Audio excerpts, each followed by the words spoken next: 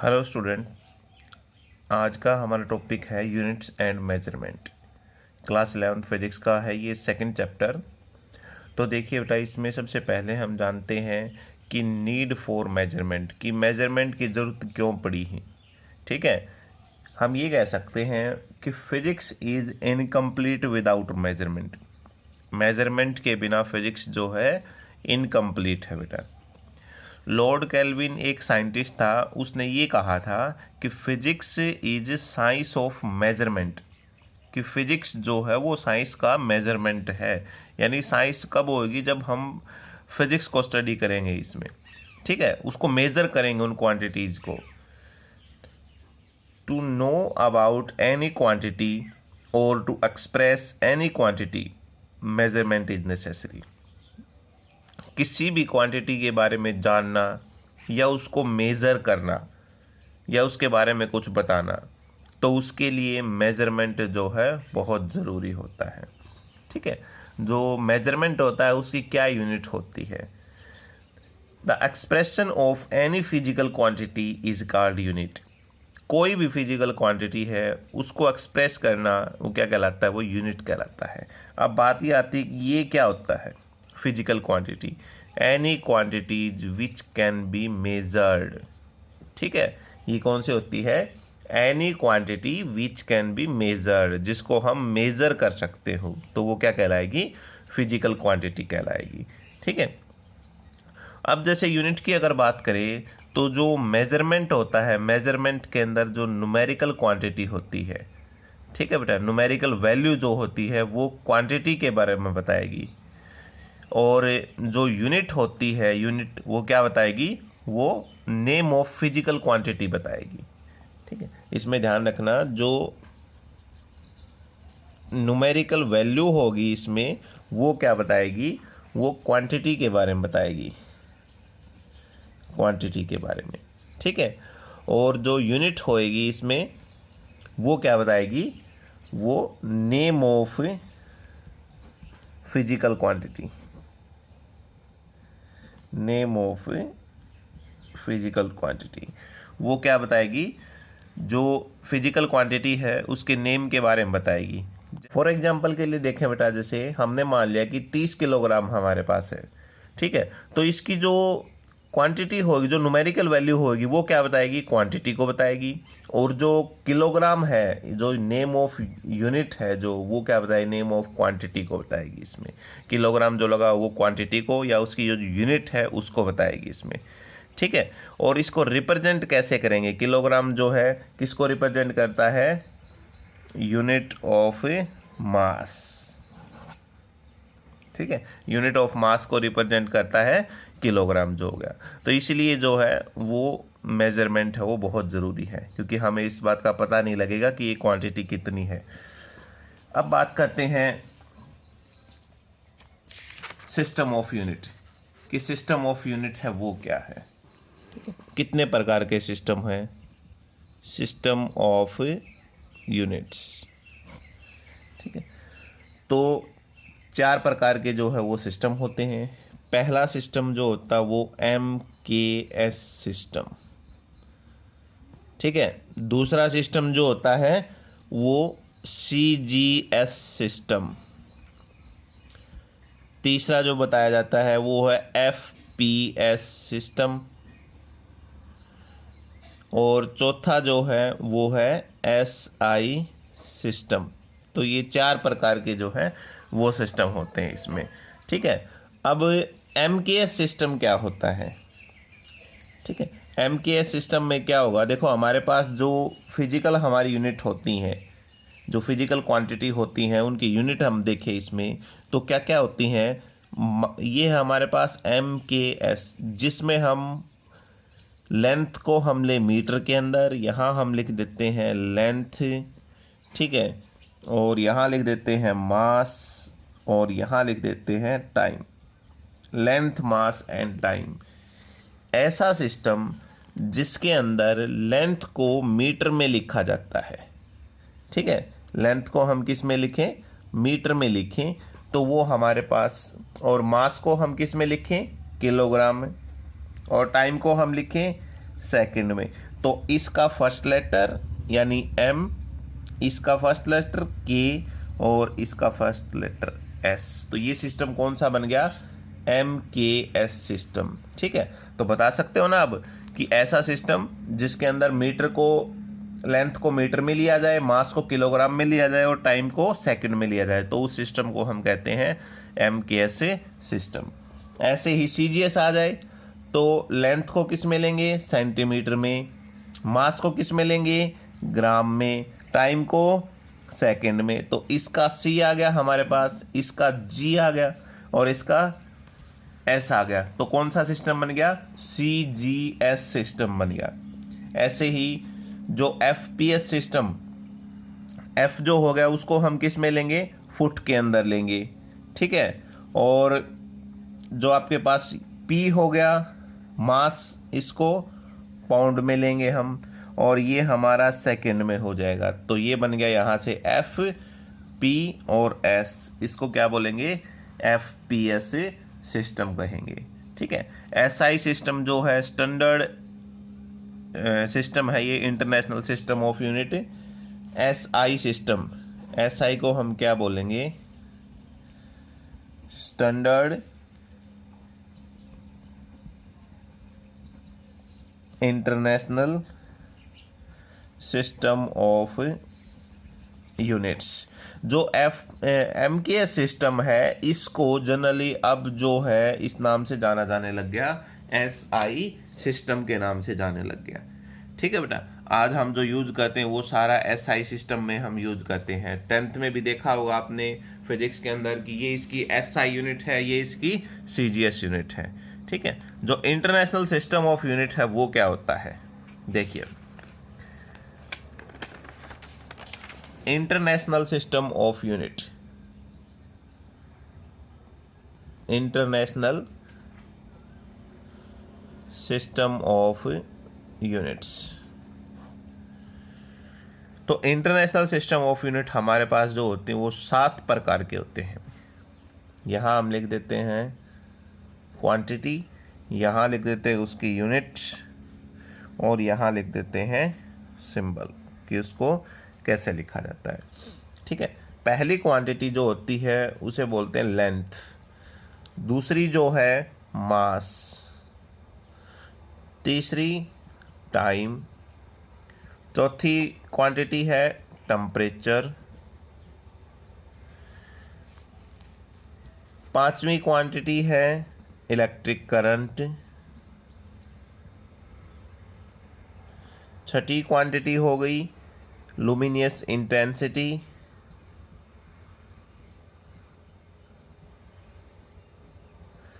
और सातवीं क्वांटिटी है amount of substance, amount of substance, यूं भी कह सकते हैं क्वांटिटी ऑफ सब्सटेंस। जो इसको हम लेते हैं वो मीटर के अंदर, और इसको हम लेते हैं मास को किलोग्राम में, टाइम को सेकंड के अंदर, टेम्परेचर को केल्विन के अंदर, और करंट जो हो जाएगा एम्पियर में, और ये कैंडेला बोलते हैं लुमिनियस इंटेंसिटी, और क्वांटिटी ऑफ सब्सटेंस या अमाउंट ऑफ सब्सटेंस को मोल में लेते हैं, और इसको लिखते हैं स्मॉल m से, इसको किलोग्राम से kg, इसको सेकंड, इसको कैपिटल K से, इसको एम्पियर को A से, कैंडेला को CD से लिखते हैं, और इसको लिखते हैं मोल से। उसके बाद है बेटा fundamental units and derived units. Derived और फंडामेंटल यूनिट्स क्या होती हैं? तो पहले हम लेके चलते हैं fundamental unit. Fundamental units, fundamental units कौन सी होती हैं? ये वो क्वांटिटी होती हैं जिनको और ज़्यादा सिंपलेस्ट फॉर्म के अंदर न किया जा सके। ठीक है, those units which can not further resolved into simplest form, ठीक है, जिसको और ज़्यादा सिंपलेस्ट फॉर्म में हम नहीं कर सकते हो। तो जो अभी आपको बताई गई थी वो हमारे पास से 7 फंडामेंटल क्वांटिटी बताई थी, 7 फंडामेंटल यूनिट्स, 7 फंडामेंटल यूनिट्स। इनके साथ साथ हमारे पास 2 सप्लीमेंट्री यूनिट्स भी हैं, ठीक है, 2 सप्लीमेंट्री यूनिट्स जो होती हैं। तो फंडामेंटल यूनिट्स जो 7 आपको बताई हैं वो कौन सी हो गई हमारे पास से, जो ये बताई थी आपको, length, mass, time, temperature, electric current, luminous intensity, amount of substance, ये हमारे पास क्या है, फंडामेंटल यूनिट्स है। और 2 सप्लीमेंट्री यूनिट्स कौन सी हो गई, सप्लीमेंट्री यूनिट्स पहली जो है ये कौन सी यूनिट हो गई, पहली हो गई हमारे पास यूनिट ऑफ प्लेन एंगल, इसकी यूनिट होती है रेडियन, ठीक है। दूसरा है यूनिट ऑफ सॉलिड एंगल, इसकी यूनिट होती है स्टेरेडियन। ये 2 और होती हैं। प्लेन एंगल अगर होता है तो उसकी यूनिट हम रेडियन बोलेंगे, और सॉलिड एंगल है अगर कोई क्यूब वगैरह में जैसे एंगल है कोई, तो उसको क्या बोलेंगे, स्टेरेडियन बोलेंगे। तो अब है बेटा आपकी जो सप्लीमेंट्री यूनिट है उनको डिफाइन करते हैं, जिसमें सबसे पहले जो है वो प्लेन एंगल की यूनिट है रेडियन। तो रेडियन क्या होता है, देखिए प्लेन एंगल का निकालने का फार्मूला होता है बेटा आर्क अपॉन में रेडियस, ठीक है। और 1 रेडियन हम कब कहेंगे कि एंगल हमारे पास 1 रेडियन हुआ, जब हमारे पास आर्क भी कितनी हो जाए, 1 हो जाए, और रेडियस भी कितना हो जाए, 1 हो जाए, ठीक है। If arc is equal to 1 metre और रेडियस कितना हो 1 मीटर, तो हम एंगल कितना कहेंगे, 1 रेडियन होता है, ठीक है। और सर्कल के लिए अगर देखें, सर्कल के केस में तो थीटा किसके बराबर होता है, पूरा सर्कल में कितना हो जाए, पूरी circumference 2 pi R divide by R उसका रेडियस, और आर से आर कट जाए कितना आ जाएगा 2 पाई रेडियन, ठीक है। अब देखो इस डेफिनेशन में भी क्या कहता है, 1 radian is defined as the plane angle subtended by an arc, यानी वो प्लेन एंगल जो कि एक आर्क के द्वारा बनाया गया है of a circle at its centre, उसके सेंटर के ऊपर, when the length of arc is equal to radius of a circle, जब लेंथ ऑफ आर्क किसके इक्वल हो जाए, रेडियस ऑफ ए सर्कल के इक्वल हो जाए, ठीक है। दूसरी जो सप्लीमेंट्री यूनिट है वो है सॉलिड एंगल की, और उसे क्या बोलते हैं, रेडियन बोलते हैं, ठीक है। और रेडियन क्या होती है, देखो इसमें रेडियन में कहता है कि सॉलिड एंगल अगर निकालना हो हमने तो क्या होगा, सरफेस एरिया जितना उससे कांटेक्ट में आया डिवाइड बाय जो रेडियस है उसका स्क्वायर, और ये यूनिट किस में आएगी, स्टेरेडियन में आएगी, ठीक है। सॉलिड सफियर के लिए अगर सॉलिड एंगल देखें तो वो होता है 4 pi R square divide by R square, radius का स्क्वायर, आर स्क्वायर से आर स्क्वायर कैंसिल, कितना हो जाएगा 4 पाई स्टेरेडियन हो जाएगा, ठीक है। देखो क्या कहता है, solid angle subtended bye A part of surface of A sphere, कोई भी जो सफियर होता है उसके एक पार्ट के द्वारा जो बनाया गया एंगल होता है सॉलिड एंगल जिसे बोलते हैं, एट इट्स सेंटर, कब, when surface area of that part, जब उसका सरफेस एरिया किसके इक्वल हो, square of radius of A sphere, उसके बराबर हो, तो हम क्या कहेंगे कि वो हमारे पास सॉलिड एंगल होता है, ठीक है। तो अब कुछ बेटा प्रैक्टिकल यूनिट है जिसको 2 कैटेगरी के अंदर डिवाइड किया गया है, मैक्रो मेजरमेंट और माइक्रो मेजरमेंट। मैक्रो मेजरमेंट में कौन कौन से आते हैं, जो बड़े लेवल के ऊपर काफ़ी लंबा डिस्टेंस जो मेजर करते हैं, और माइक्रो में छोटा डिस्टेंस जो मेजर करते हैं, ठीक है। तो मैक्रो में सबसे पहले जो है वो एस्ट्रोनॉमिकल यूनिट आता है जिसको AU से हम लिखते हैं। It is average distance of the centre of sun from the centre of earth, ठीक है। सेंटर ऑफ सन से लेकर सेंटर ऑफ अर्थ के बीच का डिस्टेंस, जैसे हमने मान लिया ये सन है और ये अर्थ है, दोनों के सेंटर से सेंटर का डिस्टेंस क्या कहलाएगा, एस्ट्रोनॉमिकल यूनिट कहलाएगा। एक एस्ट्रोनॉमिकल यूनिट की वैल्यू होती है बेटा 1.496 10⁻11 मीटर, और इसको अप्रोक्सीमेट 1.5 10⁻11 मीटर भी बोल देते हैं, ठीक है। उसके बाद जो यूनिट है वो कहता है लाइट ईयर। लाइट ईयर क्या होता है, 1 साल के अंदर लाइट वैक्यूम के अंदर जितना डिस्टेंस ट्रैवल करती है, तो तो वो क्या कहलाएगी, वो उसकी लाइट ईयर के इक्वल डिस्टेंस कहलाएगा वो। ठीक है, जैसे हमें पता है कि 1 साल मतलब वैक्यूम के अंदर जो स्पीड ऑफ लाइट होती है वो कितनी होती है, 3 × 10⁸ मीटर पर सेकेंड। तो अब सेकेंड में बदल लें इन सबको भी। 1 साल में 365 दिन हो गए, 365 दिन में 24 घंटे हो गए, 24 घंटे में 60 मिनट 1 घंटे में, और एक उसमें सेकेंड 60 सेकेंड, और इतने मीटर डिस्टेंस हो गया। ये सब हमने क्या कर दिया, कैलकुलेट कर दिया इसमें। ठीक है, तो इसको कैलकुलेट करोगे तो आपके पास से ये आ जाएगी वैल्यू, 1 लाइट ईयर 9.46 × 10⁻15 मीटर, ये 1 लाइट ईयर डिस्टेंस होता है। इनकी वैल्यू को आपने ध्यान रखना बेटा, ये जैसे ध्यान रखनी है इसमें, और यहाँ पर ये हो गया। ठीक है, अगली जो हमारे पास है वो है पारसेक। पारसेक को पैरेलैटिक सेकंड भी कहा जाता है। तो एक पारसेक किसके बराबर होता है, 1 parsec is distance eight which an arc 1 astronomical unit and angle subtended is 1 second. एक के ऊपर ये 2 डैश लगा देते हैं बेटा, ऐसे 11 लिख देते हैं साइड में ऊपर, तो ये सेकंड में बन जाता है। अगर यहाँ पर सिंगल हो तो हम क्या कहेंगे, मिनट में होता है। ठीक है, तो क्या कहता है कि एंगल कितना हो, एंगल 1 सेकंड के अंदर जो है, और आर्क कितनी हो, 1 एस्ट्रोनॉमिकल यूनिट हो। 1 एस्ट्रोनॉमिकल यूनिट में 1 सेकंड के साथ जो भी डिस्टेंस ट्रेवल किया जाएगा, ठीक है, वो क्या कहलाएगा, 1 पैरेलैटिक सेकंड कहलाएगा। आर्क कितनी हो, 1 एस्ट्रोनॉमिकल यूनिट हो, और एंगल कितना बन रहा हो, 1 सेकंड का। ठीक है, तो वो किसके बराबर होगा, 1 पारसेक के बराबर होगा, या फिर पैरेलैटिक सेकंड के बराबर होगा।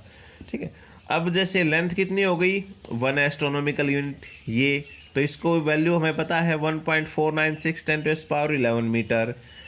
एंगल कितना है, 1 सेकंड। यदि सेकंड को मिनट में हमने बदलना हो तो हमें पता क्या करते हैं, 60 से भाग करवा दो, मिनट में कन्वर्ट हो गया। अब मिनट को यदि डिग्री में कन्वर्ट करना है तो 1/60 से जो है गुणा करवा दो उसको। ठीक है, 1/60 से तो 1/60 ऑलरेडी था, 1/60 और कर दिया हमने, कितना हो गया ये। अब डिग्री को अगर रेडियन में बदलना है तो क्या करेंगे, π/180 से जो है इसकी गुणा करवा दो, π/180। तो ये अब किस में कन्वर्ट हो जाएगा, अब ये रेडियन के अंदर कन्वर्ट हो जाएगा। ठीक है, थीटा हमारे पास होता है आर्क अपॉन रेडियस, तो यहाँ से रेडियस हम निकालेंगे, क्या हो जाएगा, length divide by theta, angle जो हो गया। तो 1 पारसेक किसके बराबर हो जाता है, 1 astronomical unit divide by 1 second. ठीक है, इसको जब हम कैलकुलेट करेंगे, दोनों की वैल्यू हमने पुट कर दी, तो हमारे पास जो रिजल्ट आ जाएगा वो क्या होगा, 3.08 10⁻16 मीटर, और अप्रोक्सीमेट किसके इक्वल होगा, 3.1 × 10⁻16 मीटर। इसमें भी आपने ये वैल्यू ध्यान रखनी है। ठीक है, ये प्रूव करना नहीं आता बेटा, ये वैल्यू है, ये जो एक आध बार जो है छोटे क्वेश्चन के अंदर पूछ ली जाती हैं। ठीक है, नेक्स्ट जो है हमारा कि इनके बीच में रिलेशन क्या है। ठीक है, relation between astronomical unit, light year और पैरेलैटिक सेकंड। लाइट ईयर को LY से लिखते हैं, तो तीनों की ये वैल्यू हो गई हमारे पास से। ठीक है, पहले हम निकालते हैं लाइट ईयर और एस्ट्रोनॉमिकल यूनिट के बीच में जो है क्या रिलेशन है। तो जो बड़ा है उसको हम ऊपर रखेंगे, जो छोटा है उसको नीचे रखेंगे। 1 light year divide by 1 astronomical unit, तो 1 लाइट ईयर किसके बराबर, 9.46 10⁻15, और 1 एस्ट्रोनॉमिकल यूनिट किसके बराबर, 1.5 10⁻11। इससे ये कैंसिल आउट हो जाएगा, 10⁻11 ये था और 10⁻15 ये था, बच गया कितना, 10⁻4। इसको आप कैलकुलेट करोगे तो 6.3 10⁻4 आ जाएगा। ठीक है, तो ये एस्ट्रोनॉमिकल यूनिट जो है इधर डिवाइड में है, दूसरी साइड जाकर मल्टीप्लाई में हो जाएगा। तो क्या आ जाएगा, 1 लाइट ईयर हमारे पास 6.3 × 10⁻4 लाइट ईयर के बराबर होता है।